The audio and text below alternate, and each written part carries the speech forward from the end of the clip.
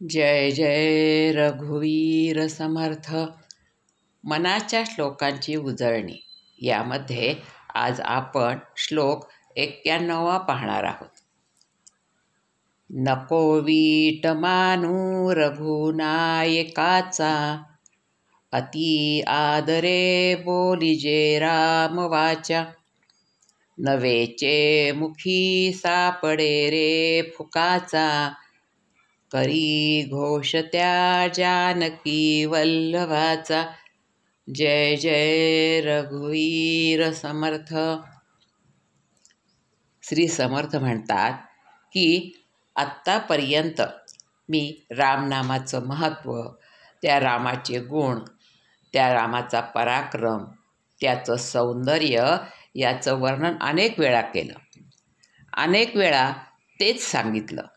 त्याच्यामुळे कदाचित तुम्हाला या गोष्टीचा वीट येऊ शकतो, पण तसे करू नका. समर्थ म्हणतात, नको वीट मानू रघुनायिकेचा. शहाण्या माणसाला जर आपलं कल्याण करून घ्यायचं असेल तर त्याने रामनाम आवडीने घ्यावे. रामनाम घेण्यामागे एक अडचण आहे की हे नाम अत्यंत सूक्ष्म आहे. ते डोळ्याला दिसत नाही, अदृश्य आहे. त्याला आकार नाही, चव नाही, रूप नाही. त्यामुळे माणसाचा त्यावर विश्वास बसत नाही. कारण काय, तर माणसाला या दृश्य जगामध्ये वावरण्याची सवय लागलेली आहे. तो या दृश्य जगामध्ये रमून जातो.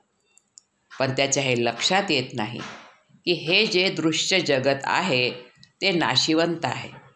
इतकेच काय, आपला देह देखील नाशिवंत आहे. त्यापासून आपल्याला खरे शाश्वत सुख प्राप्त होणारच नाही. मग खरे सुख कशात आहे, तर ते रामनामात आहे. सुरुवातीला त्याची गोडी लागणी कठीण आहे. अनेक जणांचं तर असं म्हणणं असतं की त्या नामामध्ये मन लागत नाही. मग काय करावे, तर त्याला उत्तर एकच की मन लागो अथवा न लागो, बस राम नाम घेत राहायचं. त्याचा कंटाळा करायचा नाही. त्यानंतर तुम्हाला त्या रामनामाचे असे परिणाम दिसून येतील की ज्याची तुम्ही कल्पनाही करू शकणार नाही. कलियुगामध्ये मोक्षप्राप्तीचा एकच मार्ग आहे आणि तो म्हणजे रामनाम. म्हणून ज्याला आपल्या स्वतःचे जीवनाचे कल्याण करून घ्यायचे असेल त्याने अतिनिष्ठेने नाम घ्यावे. समर्थ म्हणतात, अति आदरे नाम वाचे वदावे. त्या नामावर विश्वास ठेवून ते नाम घ्यावे. सतत ते नाम घेत राहिल्याने त्याचा सहवास होईल आणि त्या सहवासाने त्या नामाबद्दल आपले प्रेम वाढीला लागेल. आपण बघतो व्यवहारामध्येही सहवासानेच प्रेम वाढते.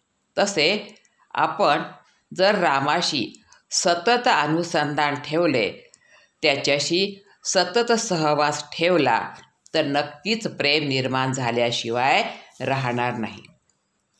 माणसाला असा अहंभाव असतो की मी कर्ता आहे. या कर्तेपणाच्या भावनेमुळे तो ईश्वराचं अस्तित्वच नाकारतो.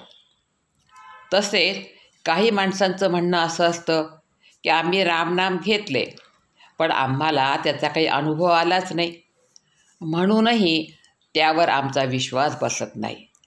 पण तरीही कळो अथवा न कळो नाम हे सतत घेतच राहायचे असे संत सांगतात. संतांनी सतत नामस्मरण करून त्याचा अनुभव घेतला आहे. त्यांनी आधी केले मग सांगितले. त्यामुळे आपण त्या संतांच्या वचनावर विश्वास ठेवून नाम घ्यायलाच पाहिजे. स्वतः रामदासांनी 13 कोटी रामनामाचा जप केला. त्यामुळे त्यांना प्रत्यक्ष रामरायाचं दर्शन झालं. त्यांनी रामरायाकडून असे वचन घेतले की जो कोणी कलियुगामध्ये रामनामाचा 13 कोटी जप करेल त्याला तुम्ही दर्शन द्यावे. हा केवढा मोठा विश्वास समर्थांनी आपल्याला दिला आहे. म्हणून त्या रामनामावर विश्वास ठेवायचा त्याचा अनुभव येण्याकरता थोडा धीर धरावा लागेल. फार अधीर होऊन चालायचे नाही. हळूहळू त्या नामात गोडी वाटायला लागेल. ते नाम नंतर आपल्या अंतःकरणामध्ये मुरेल, ठसेल. पण त्याकरता आपल्याला ते अतिप्रेमाने आणि अतिनिष्ठेने घ्यावे लागेल. आपल्याला जर एखादा रोग झाला तर आपण काय करतो?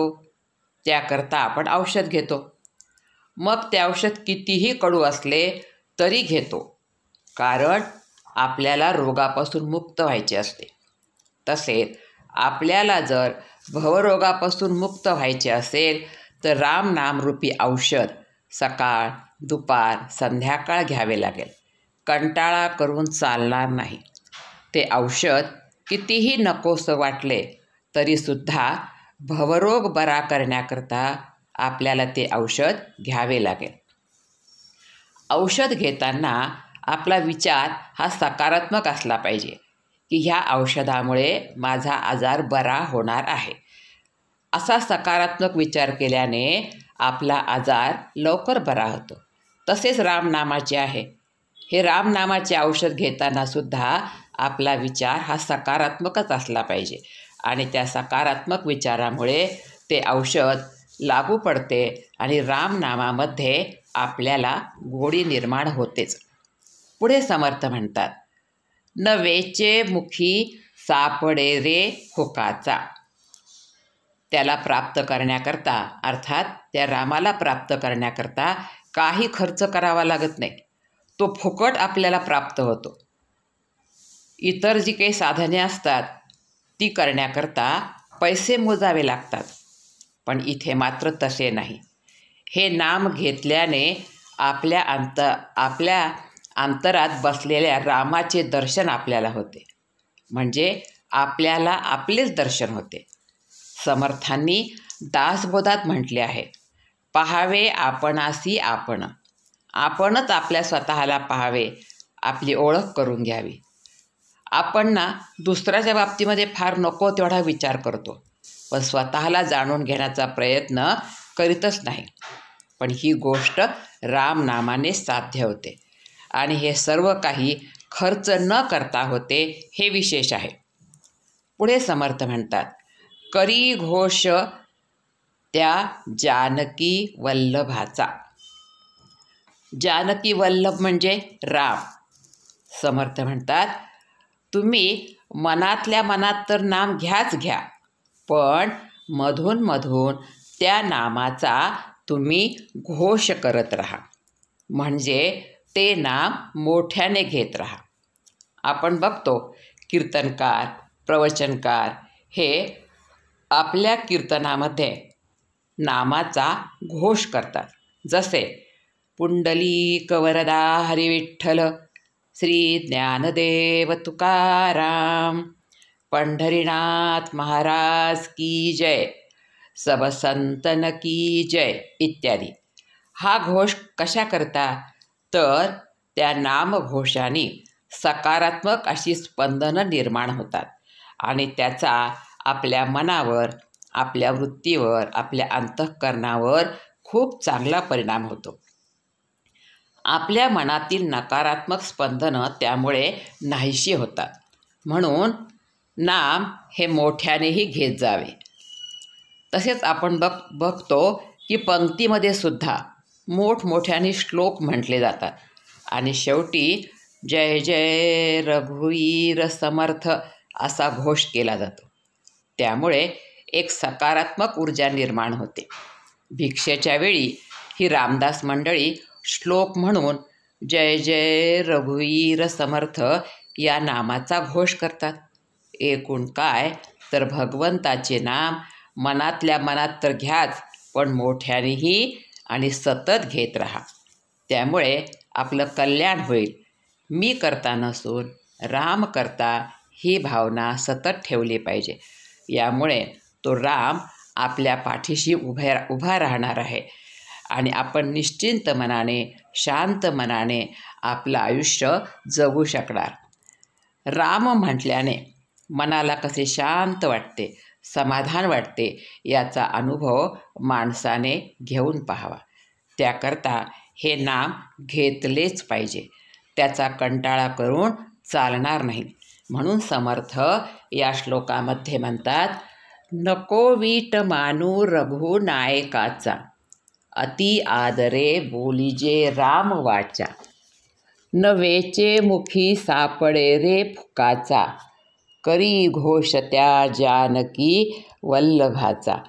जय जय रघुवीर समर्थ.